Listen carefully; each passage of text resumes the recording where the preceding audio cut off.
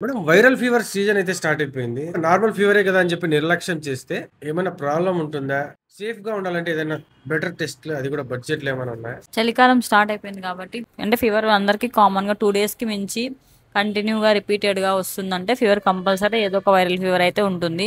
ఏదో normal fever ఎళ్ళే తగ్గిపోతుందని అయితే నిర్లక్ష్యం చేయకూడదు. ఫీవర్ టెస్ట్ అయితే కంపల్సరీ చేపించుకోవాలి. మన దగ్గర ఉన్న టెస్ట్‌లలో అయితే కంప్లీట్ సీబీసీ వస్తుంది. కంప్లీట్ బ్లడ్ పిక్చర్ వస్తుంది. కంప్లీట్ యూరిన్ ఎగ్జామినేషన్ వస్తుంది. ఈఎస్ఆర్ కౌంట్ వస్తుంది. అంటే ఈఎస్ఆర్ అంటే ఏమైనా ఇన్ఫెక్షన్ ఉందా అని తెలుసుకోవడానికి.